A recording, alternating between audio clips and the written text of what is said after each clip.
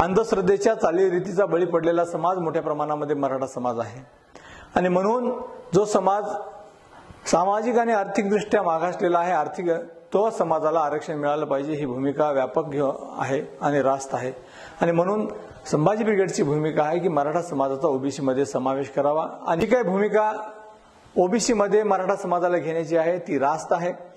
परंतु ओबीसी समाजाचा पाठिंबा मराठा आरक्षणासाठी आहे, परंतु ओबीसी नेत्यांचा आणि काही तत्कालीन मराठा नेत्यांचा पाठिंबा याला नाहीये आणि म्हणून आपल्या राजकीय पोळी भाजून घेण्यासाठी कट कारस्थान रचून कपट कारणाने हे दोन समाजामध्ये तेढ निर्माण करण्याचं षडयंत्र रचले गेलेलं आहे। सर्वांना ससने जय जिजाऊ। प्रथम दीपावलीच्या आणि बलिप्रतिपदेच्या आपणा सर्वांना हार्दिक हार्दिक शुभेच्छा। भावांनो, गेल्या अनेक महिन्यांपासून मराठा आरक्षणाचा मुद्दा या महाराष्ट्रामध्ये मोठ्या प्रमाणामध्ये गाजत आहे। मला यावर एकच बोलायचे, संभाजी ब्रिगेडची एक अधिकृत भूमिका म्हणून गेल्या 33 वर्षापासून मराठा समाजाचा सरसकट ओबीसी मध्ये समावेश करावा ही मागणी मराठा सेवा संघ आणि संभाजी ब्रिगेडच्या माध्यमातून महाराष्ट्रामध्ये आली। 1990 ला महाराष्ट्रामध्ये नागपूर अधिवेशनावर सर्व बहुजन समाजाचा मोर्चा विविध विषय घेऊन निघाला होता। 15 ते 20 हजार लोकांचा हा मोर्चा होता आणि तत्कालीन मुख्यमंत्री माननीय शरदचंद्रजी पवार यांना त्यांच्या माध्यमातून निवेदन देण्यात आलं होतं आणि त्या निवेदनामध्ये सुद्धा 5व्या क्रमांकावर मराठा समाजाचा ओबीसी मध्ये समावेश करून आरक्षण द्यावं हा मुद्दा होता आणि हा मोर्चा बहुजन समाजाचा होता। याचा अर्थ तेली, माळी, कोळी, सांभार, तांबोळी सगळ्या समाजाच्या लोकांनी यांना सहकार्य केलेलं होतं आणि सगळ्या लोकांचा पाठिंबा होता आणि म्हणून 1991च्या मराठा सेवा संघाच्या अधिवेशनामध्ये अधिकृतपणे आदरणीय पुरुषोत्तम खेडेकर साहेब यांनी एक भूमिका मांडली की मराठा समाजाचा संवैधानिक आरक्षण जर पाहिजे असेल तर ओबीसी शिवाय पर्याय नाही आणि म्हणून मराठा समाजाला सरसकट ओबीसी मध्ये समावेश करावा ही रास्त मागणी आदरणीय खेडेकर साहेबांनी मांडली आणि महाराष्ट्रभरामध्ये तेव्हापासून वेळोवेळी मराठा आरक्षणासंदर्भात हाच मागणीचा आम्ही सातत्यानं मांडणी केलेली आहे।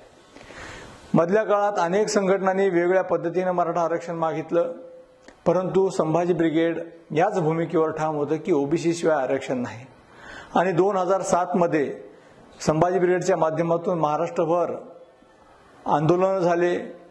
नागपूर अधिवेशनावर आमरण उपोषणासाठी 180 कार्यकर्ते संभाजी ब्रिगेडच्या वतीनं बसले होते। तत्कालीन मुख्यमंत्री माननीय दिवंगत विलासरावजी देशमुख यांनी सुद्धा सांगितलं होतं की मराठा समाजाला आपण आरक्षण देण्यासाठी कटिबद्ध आहोत, परंतु आणखीन त्याच्यावर चर्चा पुढे काही झालेली नाही। त्यांनी आश्वासन देऊन सुद्धा पुढे काही मार्ग निघाला नाही आणि वेळोवेळी आंदोलनं झाली। 2008 ला आंदोलन झाले, 9 ला आंदोलन झाली आणि वेळोवेळी मराठा आरक्षणाच्या भूमिकेबद्दल संभाजी ब्रिगेडनं आंदोलन केलेलीच आहे।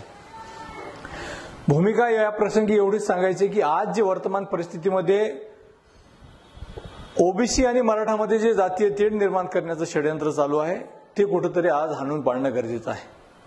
कारण गावखेड्यामध्ये आपण जर गेलो तर ज्याला गावात घर नाही, शिवारात शेत नाही, बाजारात प्रतिष्ठा नाही असा समाज जर मोठ्या प्रमाणामध्ये तुम्हाला बघायला मिळत असेल तो मराठा समाज आहे। अंधश्रद्धेच्या चालीरीतीचा बळी पडलेला समाज मोठ्या प्रमाणामध्ये मराठा समाज आहे आणि म्हणून जो समाज सामाजिक आणि आर्थिकदृष्ट्या मागासलेला आहे तो समाजाला आरक्षण मिळालं पाहिजे ही भूमिका व्यापक आहे आणि रास्त आहे आणि म्हणून संभाजी ब्रिगेडची भूमिका आहे की मराठा समाजाचा ओबीसी मध्ये समावेश करावा आणि यासाठी गावखेड्यातला ओबीसी समाजाचा सुद्धा मराठा आरक्षणाला पाठिंबा आहे।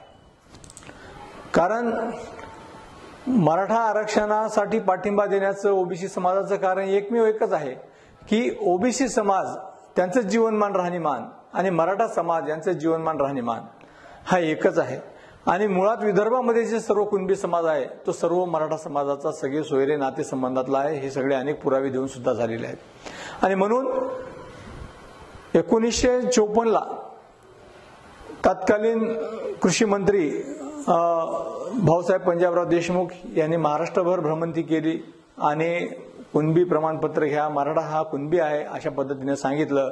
त्यावेळेस ज्या मराठा समाजाच्या लोकांनी कुणबी लावलं त्यांना आज कुणबी प्रमाणपत्र मिळून ते ओबीसी मध्ये समाविष्ट आहेत, आणि ज्यांच्यामध्ये खोटा आविर्भाव आणि सरंजामशाहीचा अविशेष होता तो मराठा समाज कुणबी लावत नव्हता आणि तो आज आरक्षण मागत आहे। आणि म्हणून ज्या चुका आमच्या बापदादांनी केलेल्या आहेत, ज्यांच्याकडनं थोड्या चुका झालेल्या आहेत की भाऊसाहेब पंजाबराव देशमुखांचं त्यांनी ऐकलं नाही, मग त्या चुका दुरुस्त करण्याची संधी आपल्या कुणबी भावंडांनी ओबीसी समाजाने दिलणं गरजेचं आहे। आणि म्हणून जी काही भूमिका ओबीसी मध्ये मराठा समाजाला घेण्याची आहे ती रास्त आहे, परंतु ओबीसी समाजाचा पाठिंबा मराठा आरक्षणासाठी आहे, परंतु ओबीसी नेत्यांचा आणि काही तत्कालीन मराठा नेत्यांचा पाठिंबा याला नाही आहे। आणि म्हणून आपल्या राजकीय पोळी भाजून घेण्यासाठी कट कारस्थान रचून कपट कारणाने हे दोन समाजामध्ये तेढ निर्माण करण्याचं षडयंत्र रचले गेलेलं आहे। आणि याच अनुषंगानं मी सर्व समाजाला आवाहन करतो, ओबीसी समाज असो मराठा समाज असो, सर्वांना आवाहन करतो की आपली मागणी रास्त आहे। मराठा समाजाचं ओबीसीकरण ही मागणी आहे आणि ओबीसी समाजाचा सुद्धा गावखेड्यातल्या वाड्यात आड्यातल्या सर्व समाजाचा पाठिंबा आपल्याला आहे। त्यामुळं या 2-5 नेत्यांवर विसंबून आपण राहू नका। हे लोक जातीय तेढ निर्माण करण्यासाठी सरसावलेले आहेत।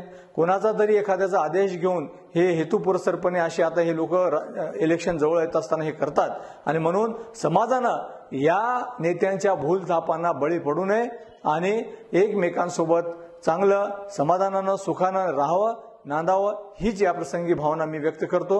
आणि माझ्या सर्व मराठा समाज बांधवांना सुद्धा आवाहन करतो की आता आपल्याला जातीय तेढ निर्माण करायची नाही, आपण आपली रास्त भूमिका घेऊन चाललेलो आहेत। आज संभाजी ब्रिगेडचा अध्यक्ष म्हणून मला आनंद आहे की आज जी भूमिका 1990ला संभाजी ब्रिगेडने घेतली होती मराठा ओबीसीकरणाची, आज मराठा समाजाच्या सर्व संघटना त्या एका मुद्द्यावर येऊन ठेपलेल्या आहेत आणि तेच संवैधानिक आरक्षण आहे, तेच टिकणारं आरक्षण आहे। आणि म्हणून मराठा समाजाचा सरसगट ओबीसी मध्ये समावेश व्हावा ही मागणी रास्त आहे आणि यामध्ये ओबीसी नेत्यांना दुखण्याचं काही कारण नाही।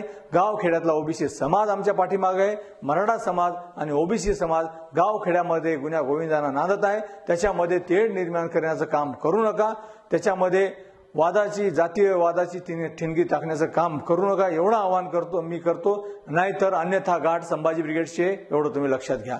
जय जिजाऊ, जय शिवराय, धन्यवाद।